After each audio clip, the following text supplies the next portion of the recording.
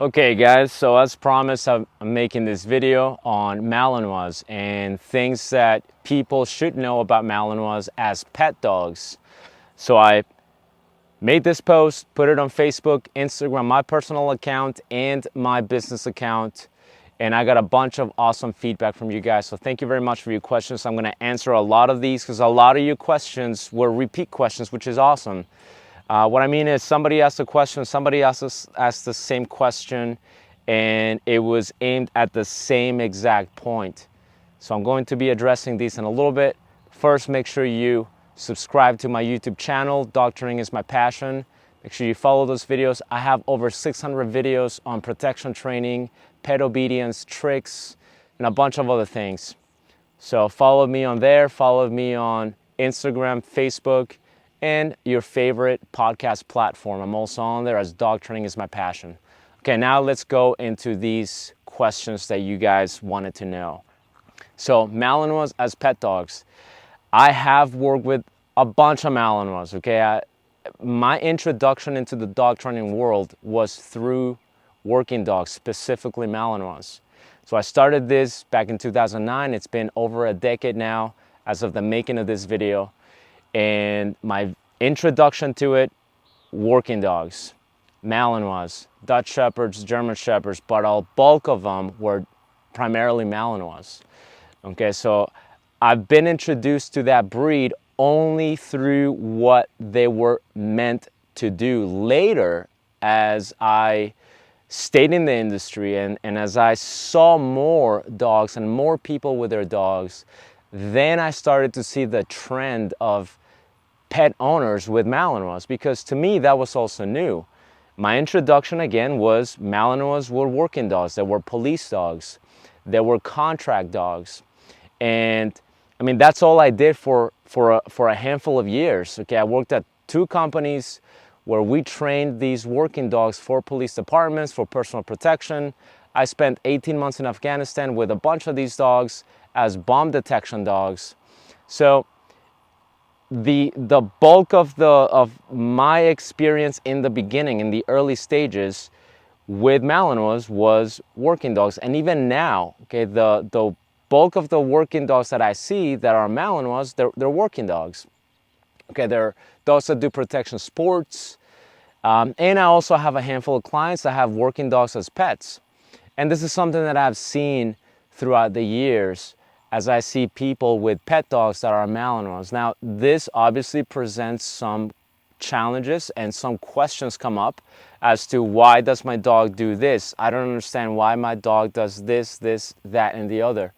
Okay, so I'm saying Malinois here, but this is applicable to any working dog you have. It could be Dutch Shepherds, German Shepherds. It doesn't even have to be a herding breed. It could be a different breed. It could be a bully breed. If it has the traits of a working dog, this is still going to be very applicable to you. So let's go over these questions now. Okay. So one question that came up that one of you guys asked is a Malinois right for you? How do people know if it's the right dog for you? That's an excellent question. If you're thinking about getting a Malinois, okay, and another question that I got, or a few other questions that I got is, what do you think about people that have no experience getting Malinois?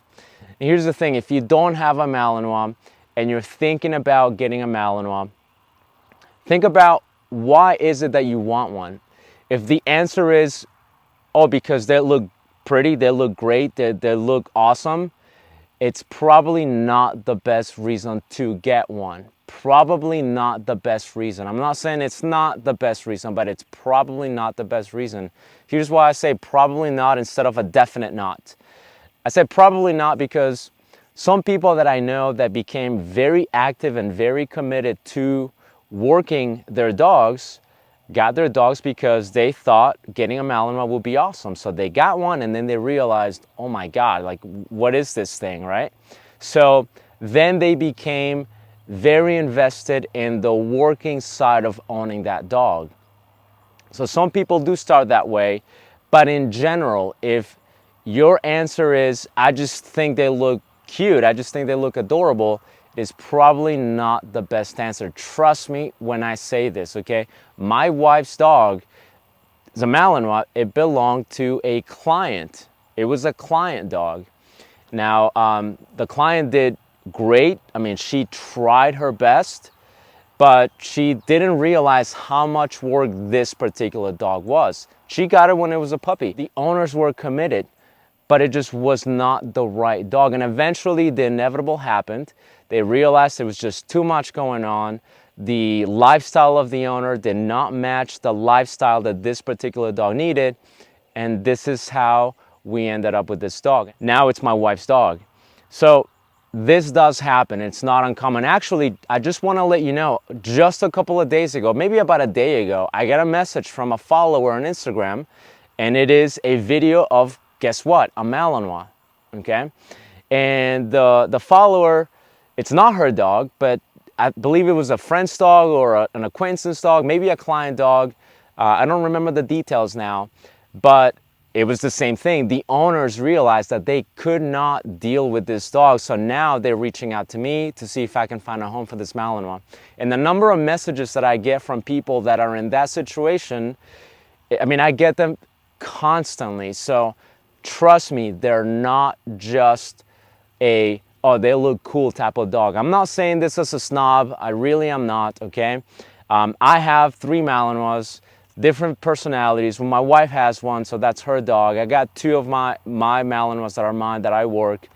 And we have 2 pet dogs. So I'm telling you, these are very, very high energy, very high demanding type of dog that needs a purpose. They truly need a purpose. The clients that I have that have working dogs, Malinois, Malinois mixes, same thing. They have dogs that need a job. Okay, so when they wonder, I don't know why my dog does this. Why does my dog do this? I need help with this reactivity. I need help with this. The dog does this, this, and that. It also applies to my clients that have German Shepherds. The same thing. Like I talk to them, we go over the problems they're having, we come up with a plan, and it always turns out to be the following. There is nothing wrong with the dog. It's just a working dog. It's just a Malinois.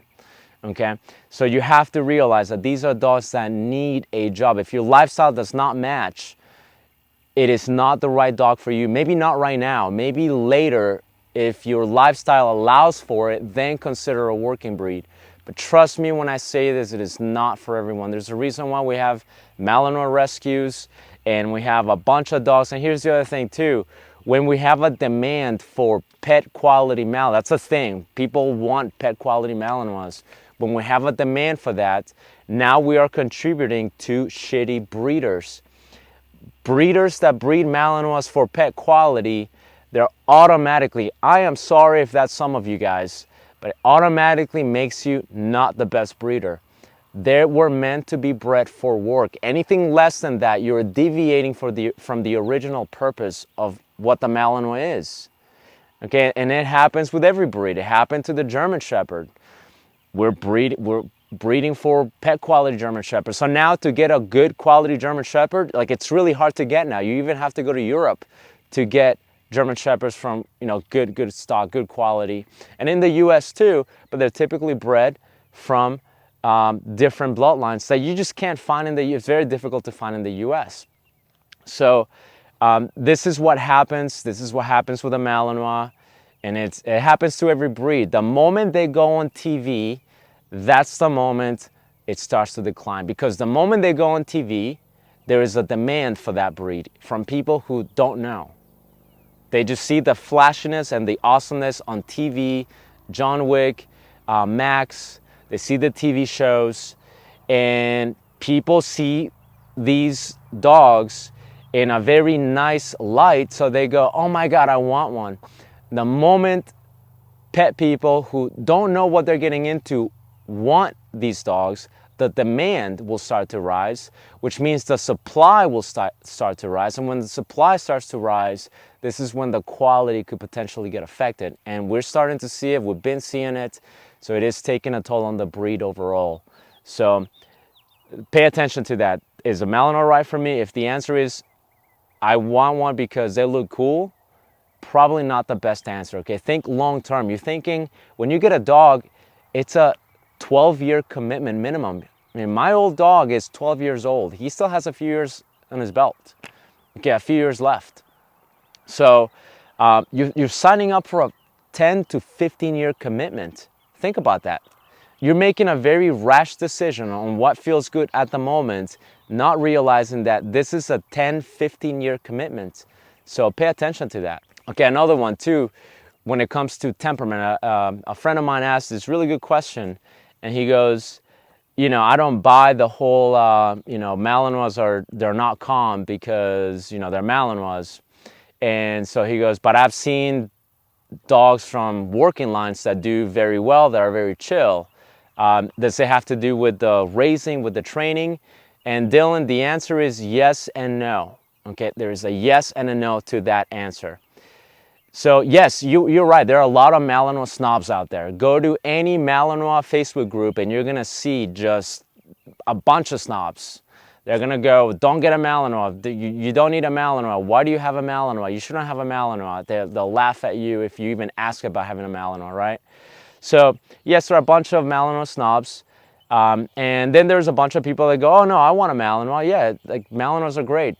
It's all in how you raise them. Be very careful with that. Oh, you know, there's gotta be training. It's gotta be because how we raise them. Because then we fall back into the whole, you know, the whole pit bull thing. Oh, they're not all aggressive. And then people go, no, they are very aggressive.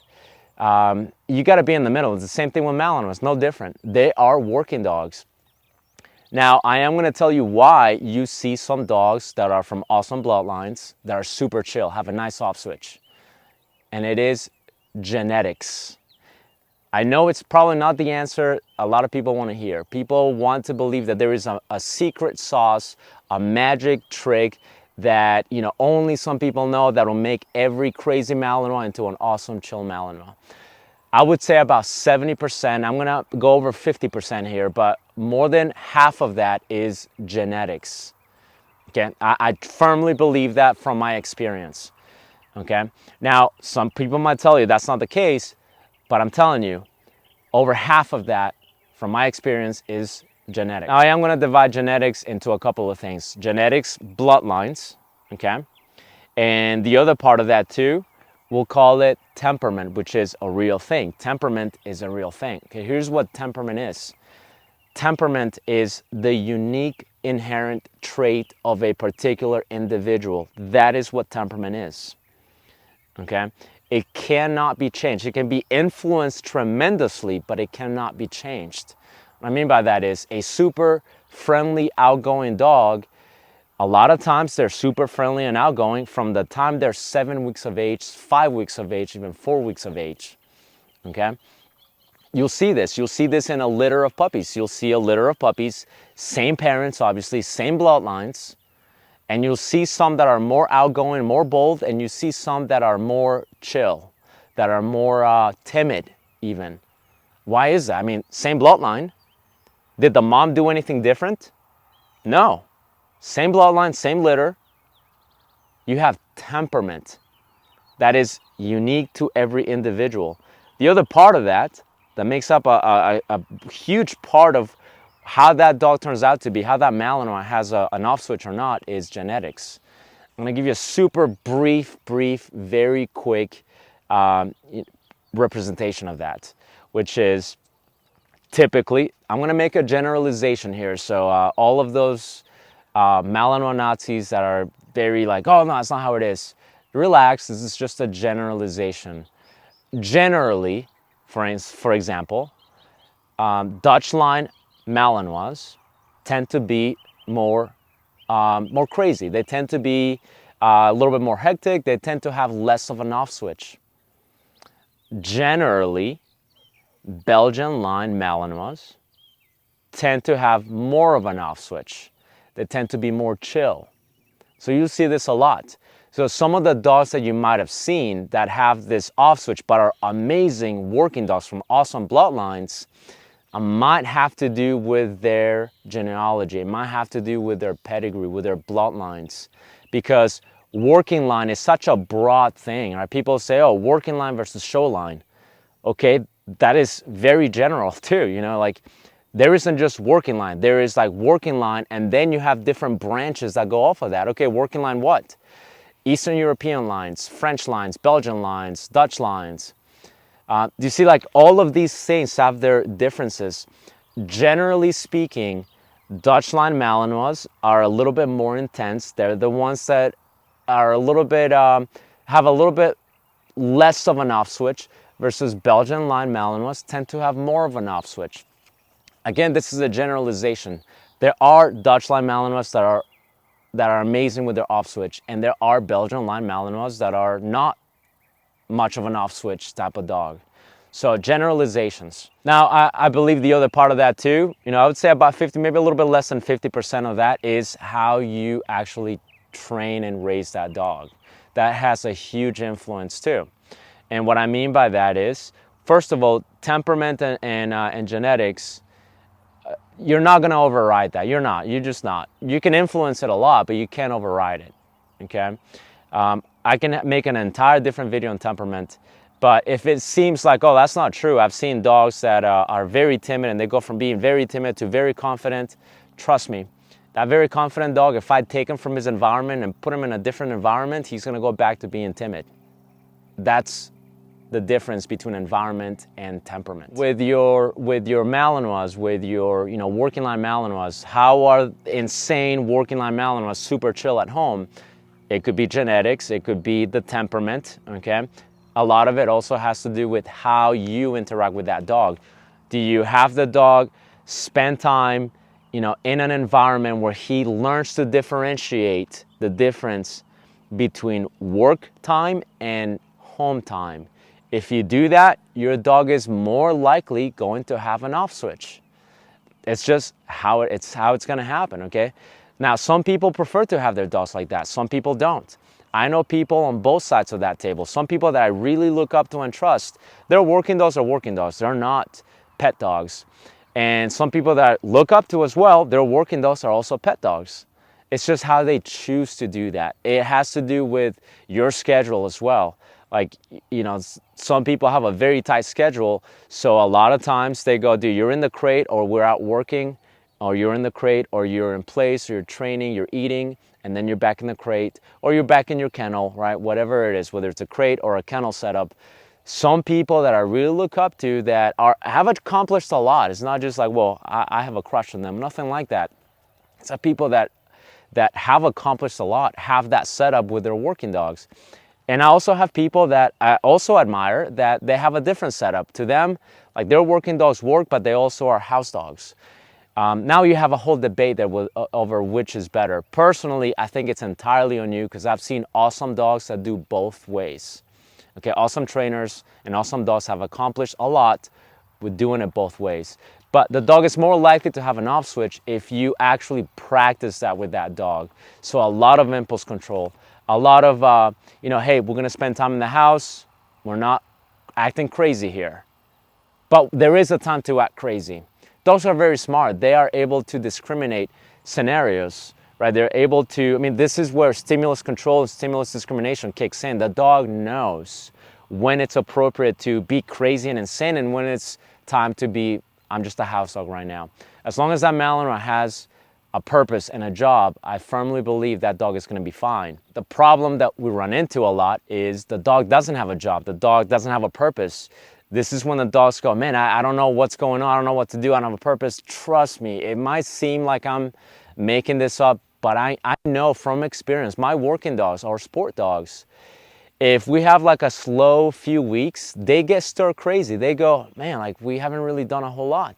Like when my dog Russ, when he has an injury that he has to recover from, they have an internal clock. Trust me, they truly do. So he knows like every couple of days, right? First, he works every single day. Every single day we're doing something, right? But every few days, he gets to like be a badass. He gets to like freaking bite and lunch and do this, and they're in a very controlled environment. So he loves that, and he knows when it's coming up. When he has an injury, he has to slow down a little bit, and he has to be in a little bit of bed rest. Man, he gets pissed, he gets stir crazy, he starts to get antsy.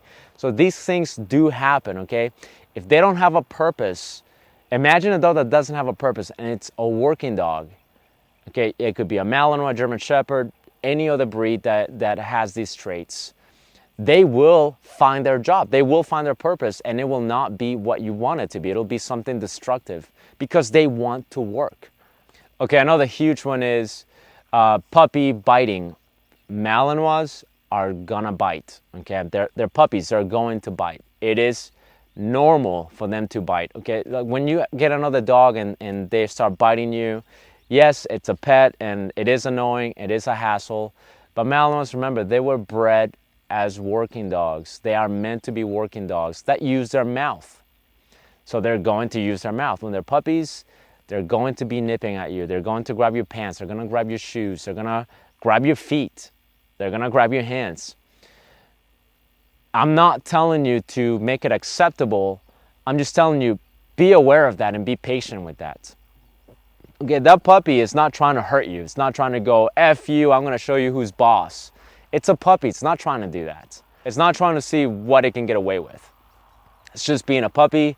Drive is kicking in, temperament is kicking in, bloodlines, genetics, everything is kicking in, and he's like, oh my God, I gotta punch something, right? If your Malinois is going to be doing any sort of work for which its mouth will be useful, where it's going to be putting its mouth on things like protection training, it's wise to definitely be patient with that. But I believe there is a line. I know some people, and some of these people are my friends, who go, well, you know, it's a Malinois, let him bite every time. Personally, I don't buy into that. I don't believe your Malinois should put its teeth on your arms and your face and your neck and your leg, especially not when it's 8 months of age, a year of age. Okay, I cut that out at like 3 months of age. I'm gonna let you be a puppy for, you know, definitely when you're 8 weeks. I'm not gonna like go, hey, what are you doing? Don't bite me. I'm gonna let you be a puppy at 3 months of age. Hey, dude, yeah, like, you know, take it easy, but I get it. You're a puppy, 3 weeks of age. At about 4 months of age, that puppy card is going to expire. Okay, because now we're talking about boundaries. Now, I'm not gonna come down hard on that dog, but I'm definitely gonna go, hey, we don't do that here. Okay, like, yes, I'm gonna give you an outlet, which my working dogs, okay, even my pet dogs, they have an outlet, they work. But definitely my working dogs, they're gonna have a job, they're gonna have a purpose, so that this is easier to handle, so that they actually have something that they can bite, they can put their mouth on, something that they can be crazy for. So I am gonna do that for those dogs, which will kind of make it less likely for them to feel like they have to bite everything. But at 4 months of age, we're gonna start to draw some very strong boundaries there and go, hey, dude, like, you have this to bite, you have this to bite, and I am giving you a purpose. You're not gonna put your teeth on my hand. That expires today, okay?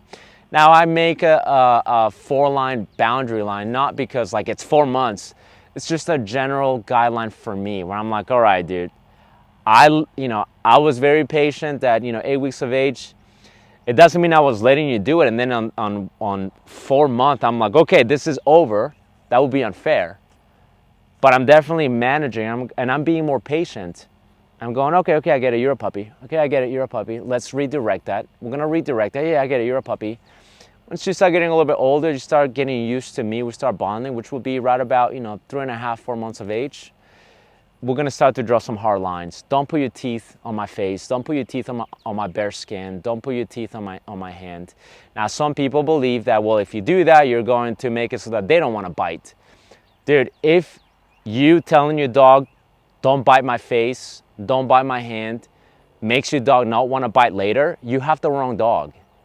It has nothing to do with the fact that you drew some boundaries. It's got to do with the fact that you have the wrong dog. I mean, I've drawn that hard line with other dogs in the past. The issues that I'm going to see are not going to be because I drew a line and said, hey, dude, knock it off. Okay? Like, think about this. What would the mom do with its puppy at 5 weeks of age if as it was nursing, it bit the nipple a little bit too hard? Do you think the mom's going to go, oh, well, you're a puppy. I don't want to shut you down. You're a Malinois, and I get it. You bit. You're a puppy. What's the mom gonna do? Mom's gonna correct that puppy, okay? It's going to happen. So Yes, we want to be patient. We want to realize that Malinois puppies are going to bite, and they're going to bite you. But don't listen to people that tell you, oh, it's a Malinois, let them bite you. No, don't do that, okay? I've worked with people that were like, oh man, like my Malinois is biting me hard, but you know, I'm being told to let him do it because he's gonna do protection training. No, that's not training. The dog is telling you to go fuck yourself. The dog is telling you, bitch, I own you. You have to draw those lines and you have to go, no, we're not doing that. You're gonna bite something, yeah. You're gonna have a purpose, you're gonna have a job, and you wanna bite something, hey, let's bite something. But it cannot be my skin, it cannot be my face, it cannot be my arm, it cannot be my hand. Now, I have been talking about bite work, but it's not the only suitable job for the Malinois. Some of you guys asked, somebody asked, does it always have to be bite work? Or something along those lines. So you said, well, it doesn't always have to be bite work, and you're correct. It does not have to be bite work. It can be something else. It could be dog diving. It could be disc work. It could be scent detection. Here's the difference between a job and just playing fetch. Some people think, well, yeah, my dog exercises. We throw the ball. It's not the same. Okay, throwing the ball is fun, and they love to chase things because they're herding breeds. But it's not a job. It's not a purpose. I know this sounds very corny and very weird, but trust me, they truly need a purpose. They need something for which they have to use their brain, for which they have to go, now? Okay, not now. Now? Okay, not now. Now? Okay, not. Okay, now. Protection training allows them to do that, okay? Other sports allow them to do that. It might seem like, in other sports, hey, you're being a dog, you're biting, you're doing this, but there is more to it than that. When your dog has a job, right, scent detection, for example, okay? Scent detection, like, it's an awesome job because, one, if your Malinois doesn't have the temperament to bite, to do bite sports, which this is a temperament thing, okay? If the dog doesn't have the temperament to do bite sports, it can do scent detection, it could do dog diving, but scent detection is great because they have to use their brain. Scent detection is awesome because, again, they have to think, they have to work to get the reward. So when they have to work to get the reward, that's a job, okay? Throwing the ball, that's exercise. It's awesome that you're throwing the ball for your dog, but it does not replace the fact that you have a job. Think about this, guys, okay? A Malinois is a working dog, okay? Unless it's been diluted and like the Malinois that you got was, you got him from Craigslist and it's been crossed and bred a bunch of times and it's just really a pet quality dog, hey, it just turns out to be that way. Maybe they don't need a job. If you get a Malinois from a vendor or a breeder, the worst working dogs, by the way, if you're kind of new to it, a good working Malinois breeder will probably not sell you that Malinois, okay? If they just want your money, they're gonna sell you that Malinois. So you have to pay attention to those little things, those little details. But yeah, they need to have a job. They have to. If they don't, they get stir crazy. It's different than any dogs you've had. I'm sure the other dogs you've had were great and maybe throwing the ball was enough and then they chill out in the house the whole day. Malinois are not like that. This is why people go, why does my Malinois bite me? Why does my Malinois want to, bite everything he sees? He's a working dog. He needs a purpose. He needs a job. Another one, while we're talking about jobs and protection training, a few good ones that came up is, talk about the fact that they're not always protective. It is a temperament trait. Can you do protection training? Yes, you can teach them to bite, but a dog biting a sleeve is very different than a dog coming through for you when somebody's beating you to death, beating you to a pulp. A lot of dogs will just go, hey, have fun, bye, and they'll take off because they want to preserve themselves. Some dogs will come through for you. And guess what? They don't have to be Malinois to do that. There are dogs that will do that without even being herding breeds or Malinois or German Shepherds. People believe that the only type of dog that is going to protect you is going to be a Malinois, a German Shepherd, a Dutch Shepherd. It's not the case. It is a temperament trait. Also, going back to genetics, what was that dog bred for? The whole thing with my dog will protect me because he's a Malinois, it's not true. Okay, you don't want to find out that the hard way.